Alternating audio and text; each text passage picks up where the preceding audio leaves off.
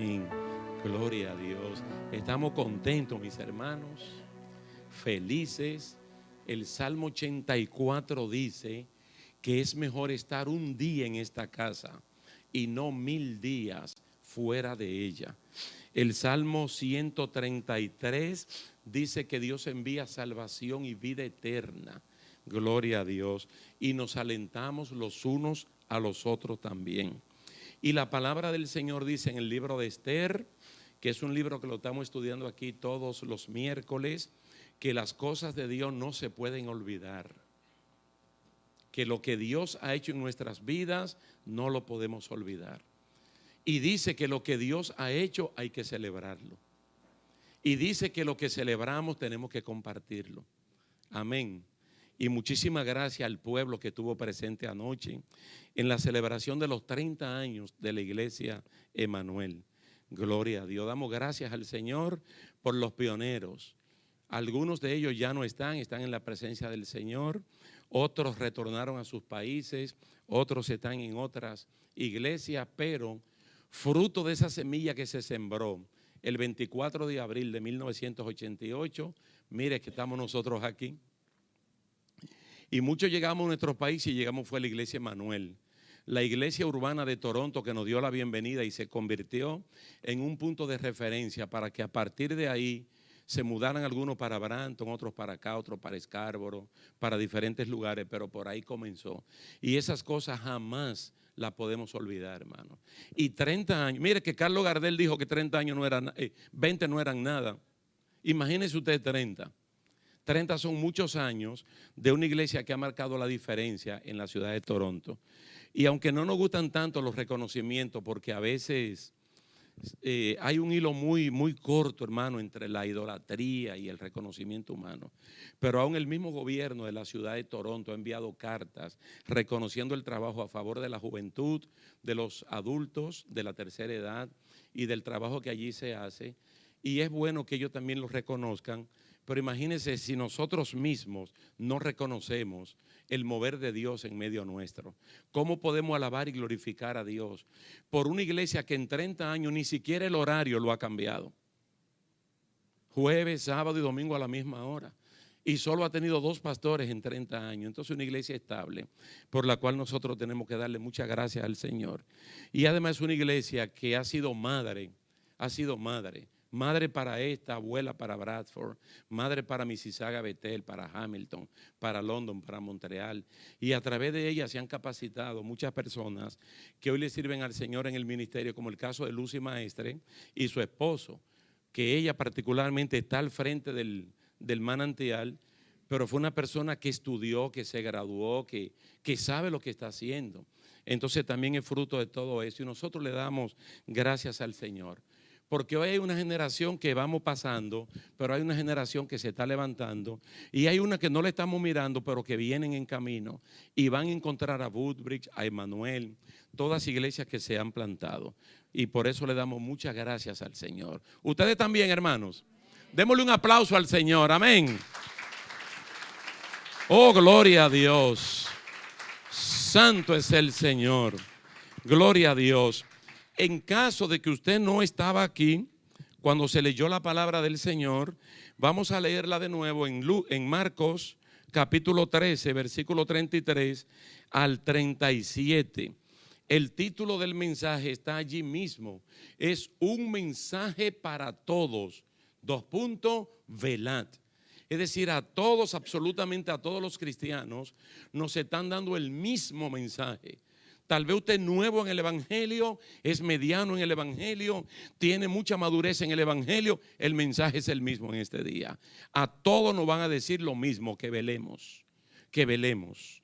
Estar alertas, estar despiertos, estar dispuestos, ser militantes.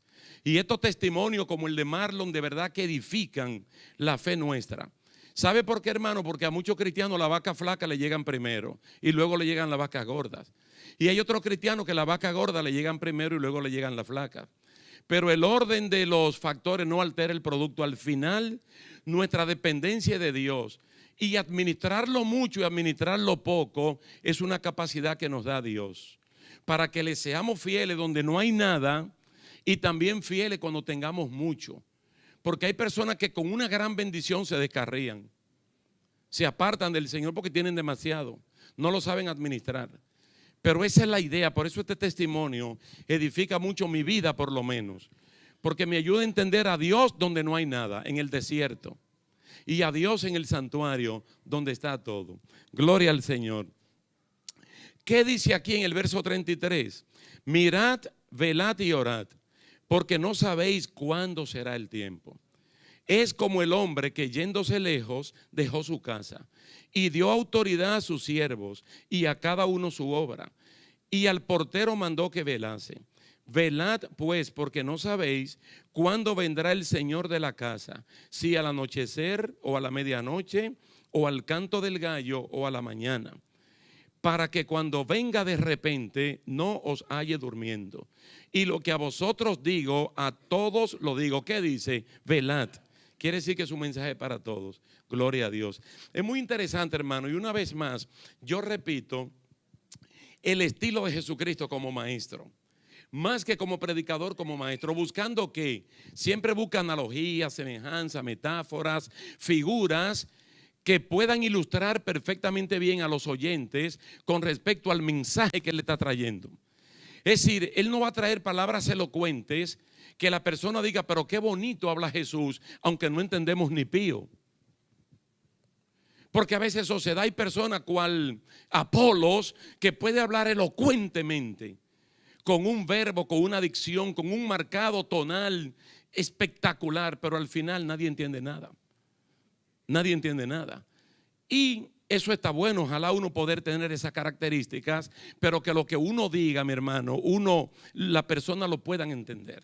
Entonces Cristo, Él vino a darse a entender a la gente. Él vino para que la gente comprenda. Y aquí hay lo que se llaman muchas advertencias de parte de Dios. El que no le presta atención a las advertencias puede fracasar, puede tener un accidente, puede incluso perder la vida. Las advertencias de Dios son buenas. Las advertencias del gobierno son buenas. Son tan buenas que antes de la persona tomar, por ejemplo, alcohol o fumarse un cigarrillo, hay una etiqueta que le dice el peligro de hacer eso. Le dice, antes de tú tomar esto, mira tus pulmones, mira tu hígado cómo se va a poner. Es decir, que en tus manos está el asunto de hacerlo o de no hacerlo. Son advertencias buenas. Entonces el Señor aquí nos está dando una gran advertencia que es velar. Velar es estar alerta, es estar despierto. Y cuando uno vela, uno cuida su vida de uno, para no caer en el error, para no cometer el pecado, para no cometer acciones que desagraden ante los ojos de Dios, para no cometer algo que afecte mi familia, que afecte mi trabajo, que afecte mi relación. Entonces debo estar alerta. Entonces las personas que están alertas se convierten en ¿qué? En dueños de sí mismos.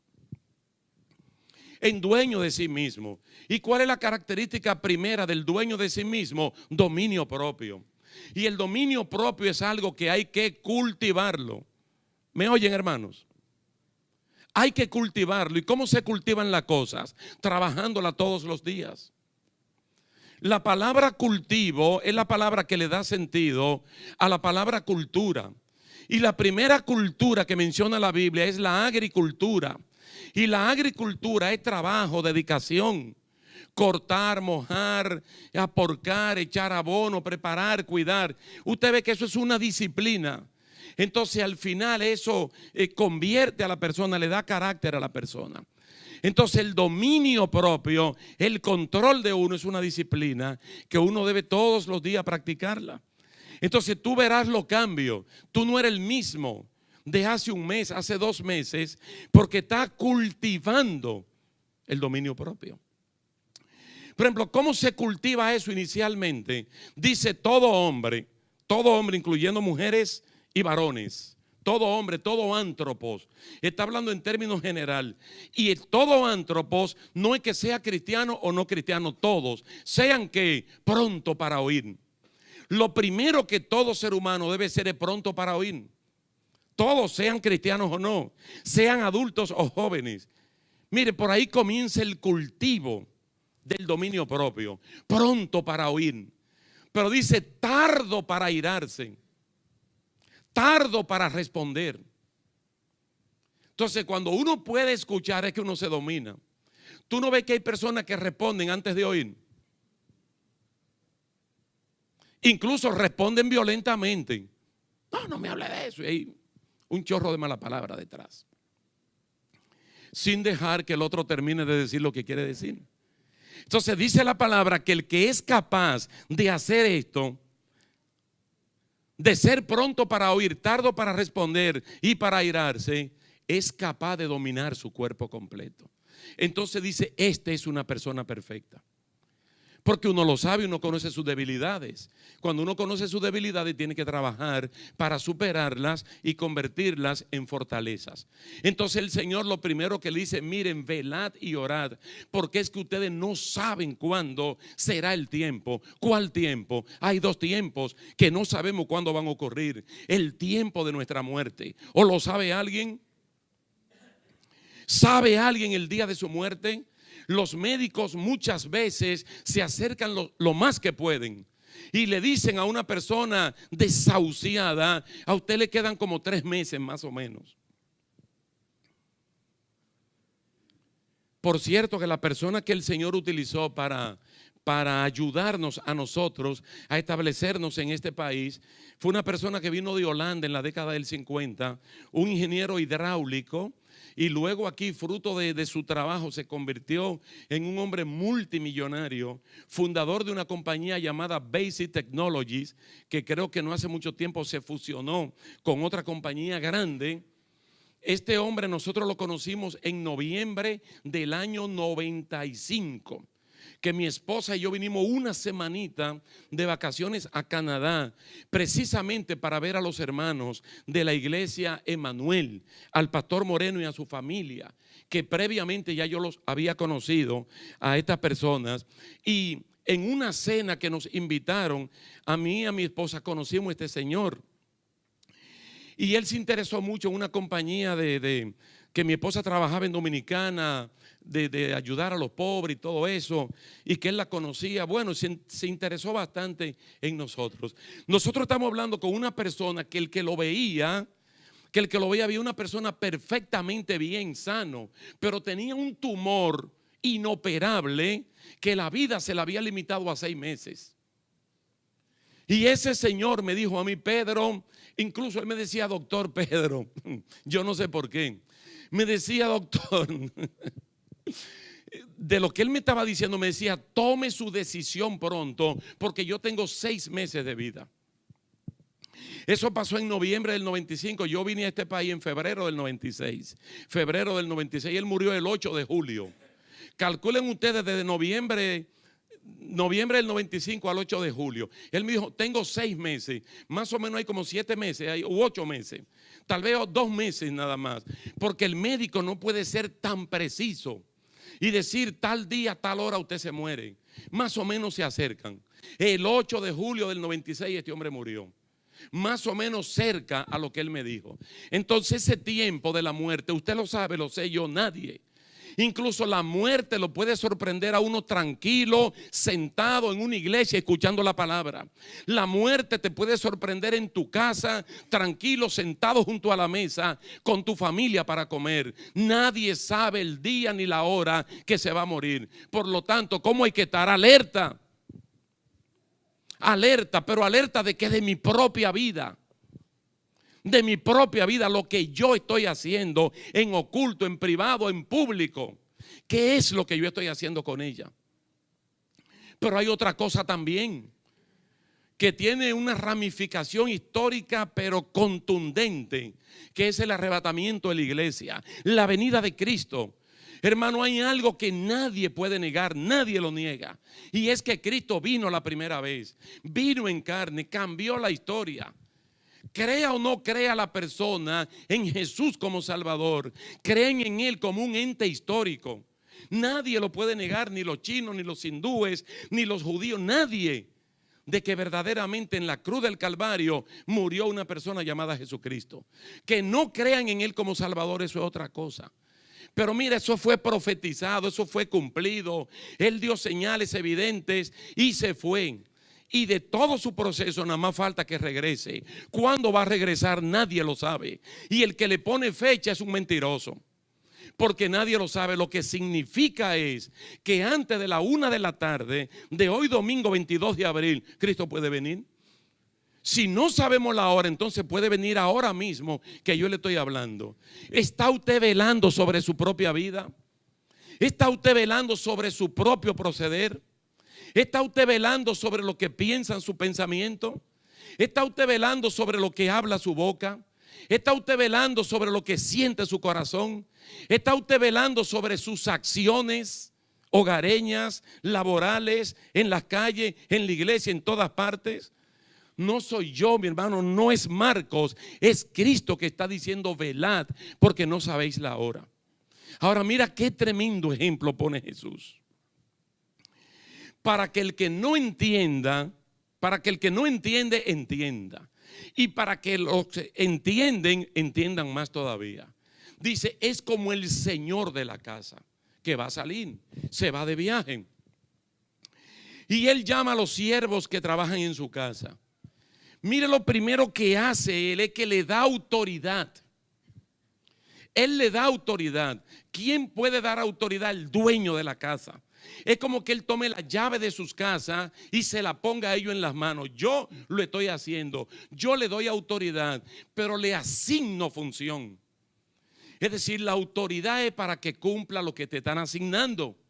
No es para que la persona diga, me dijo que haga tal cosa, pero no me dio con qué hacerlo.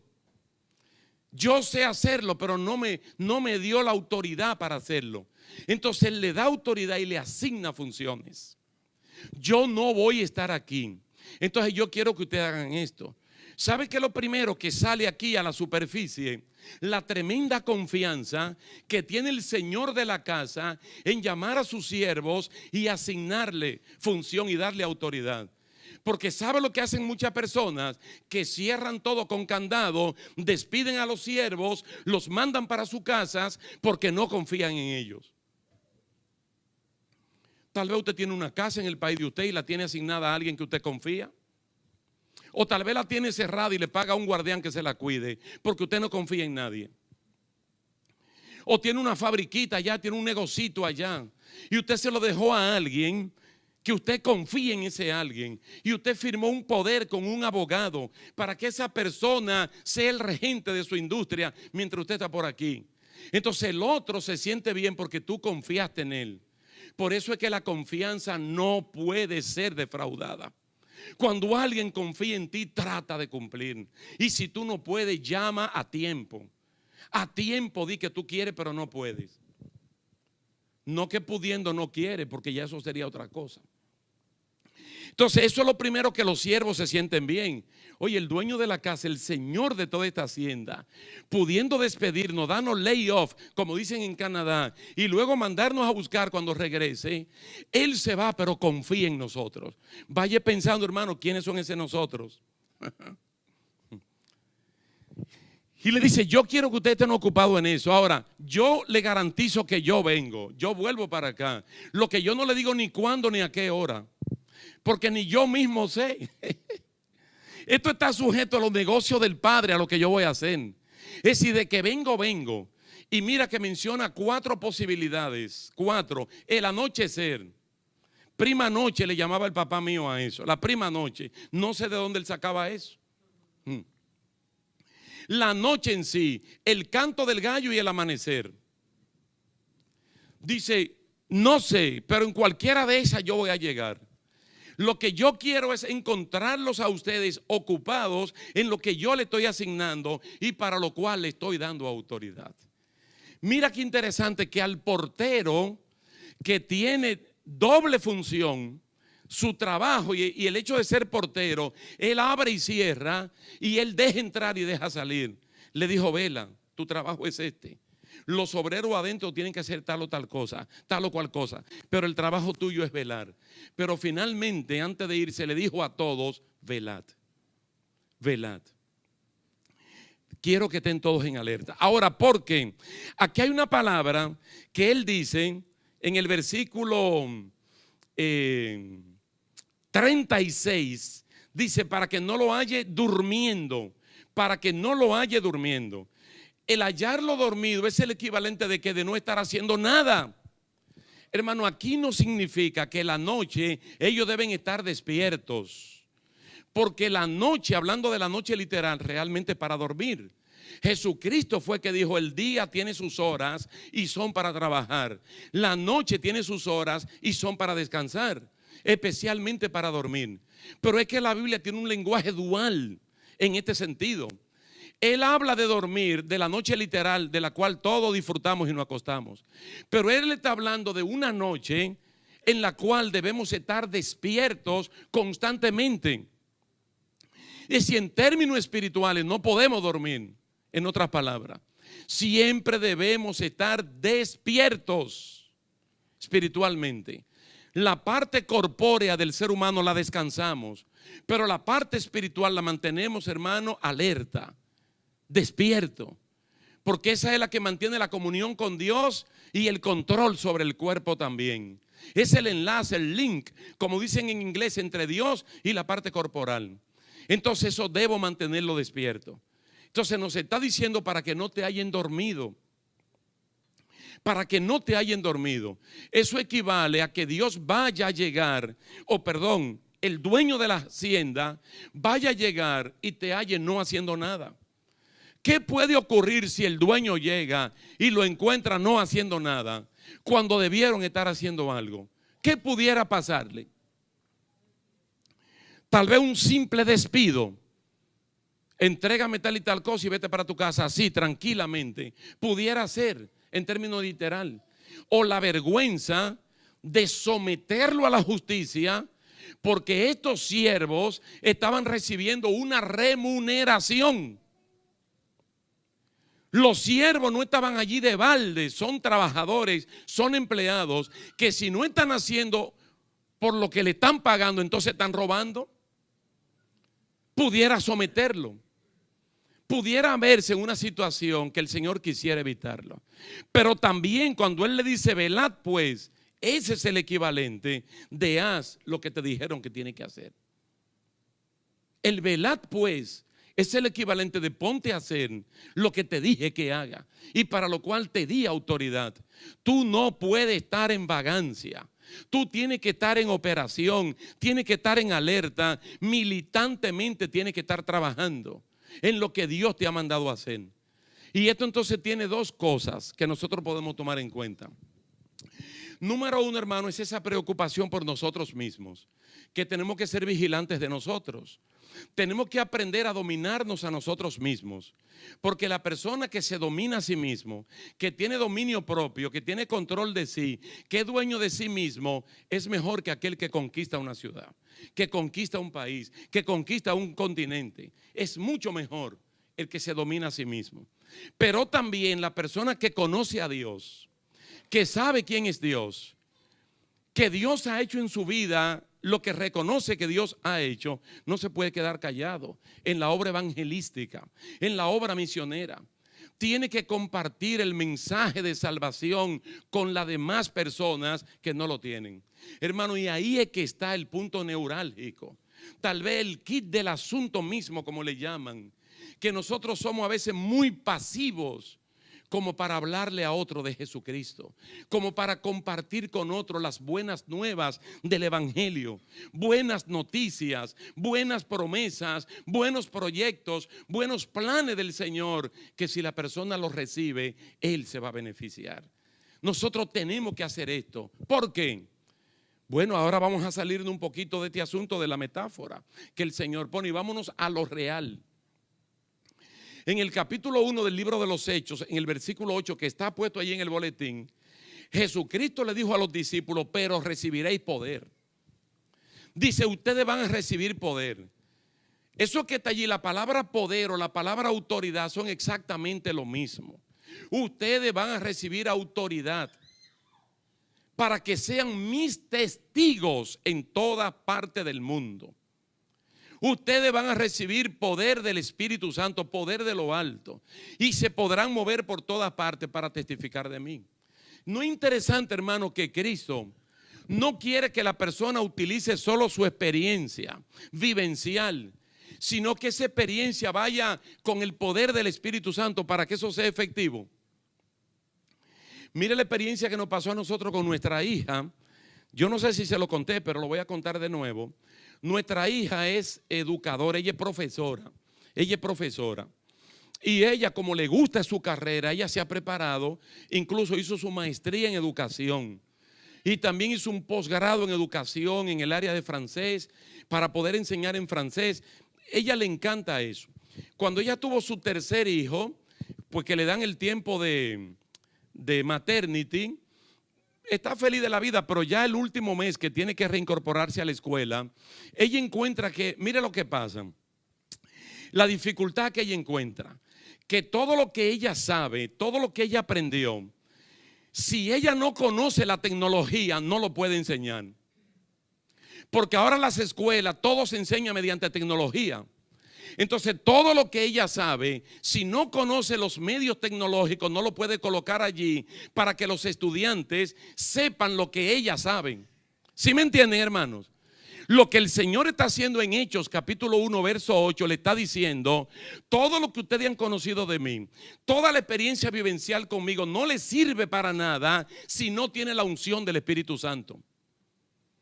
De nada te vale lo que tú sabes, de nada sirven experiencias que usted se la pueda compartir a otro, porque de anécdotas no pasan. De ahí no van a pasar si no están con la unción del Espíritu Santo. Entonces ya ellos sabían esto, porque Él se lo dijo en Mateo 28. Ustedes van a predicar el evangelio a toda criatura y van a ser discípulos bautizándolo en el nombre de la Santísima Trinidad. Pero no se vayan de Jerusalén. Quédense hasta que sean investidos con el poder de lo alto. Y entonces va a tener sentido cuando tú cuentes el testimonio, cuando hables de lo que ustedes me vieron a mí haciendo y diciendo. ¿No es interesante, hermano, que necesitamos esto? Ahora, ¿cuándo usted y yo recibimos el Espíritu Santo? La palabra de Dios lo aborda por diferentes vías. El día que nosotros creímos, lo recibimos. Porque quien ayudó a que nosotros aceptáramos a Cristo, quien nos convenció de pecado, fue precisamente el Espíritu Santo. Y nosotros lo tenemos. Nosotros tenemos una autoridad que viene de lo alto. Nosotros tenemos poder que viene de lo alto. Antes de nosotros venir para acá al culto, esta mañana temprano, estábamos escuchando un testimonio, porque estábamos conectados con una emisora de allá de Santo Domingo. Y antes del mensaje, le dieron a una persona que diera un testimonio. Era que tenía que ir a un retiro de pastores el sábado anterior probablemente. Y cuando fue a ese lugar encontró que el ambiente estaba muy, muy pesado. Porque eso se mide espiritualmente. Ambiente pesado, si es calor o eso es otra cosa. Pero ambiente pesado por la lucha con demonios, con el mismo diablo que quiere entorpecer los cultos cuando se va a adorar a Dios. Hermano, la gente cree que el diablo está de brazo cruzado y que está huyendo. Es lo que está haciendo guerra para que los cultos no se den como deben darse. Entonces ellos se dieron cuenta que había un ambiente rarísimo. Y este hermano fue con otro hermano que le dijo: pero yo casi ni de rodillas puedo estar orando. Aquí hay algo raro. Aquí hay algo raro. Entonces ellos se pusieron de pies y comenzaron a orar, comenzaron a reprender. No lejos de allí había un brujo completamente poseído por el diablo, llevando la contra espiritual del culto que allí se estaba dando. Mira, hasta que el Señor reveló eso y fruto del poder en el Espíritu Santo, ellos pudieron vencer esa situación de pesadez, de ambiente que había, hermano, y hacer un culto que glorificara el nombre del Señor. Esto lo traigo a colación porque es que el Espíritu Santo es el que te va a dar la capacidad, si lo ponemos en el lenguaje de mi hija, tecnológico, para que lo que tú tienes lo pueda transmitir por allí y que el otro lo pueda recibir. Pero necesitamos, y Él ya nos lo dio, ya nos lo dio. Entonces, dándonos la autoridad y el poder del Espíritu Santo, a nosotros nada más nos queda un solo camino, que es hacer la obra. Dice, para que Él no nos encuentre durmiendo, es decir, sin hacer nada. ¿Cómo lo tipificó el Señor esto también? Con aquella persona que le dieron el talento. El talento podía ser dinero, porque el talento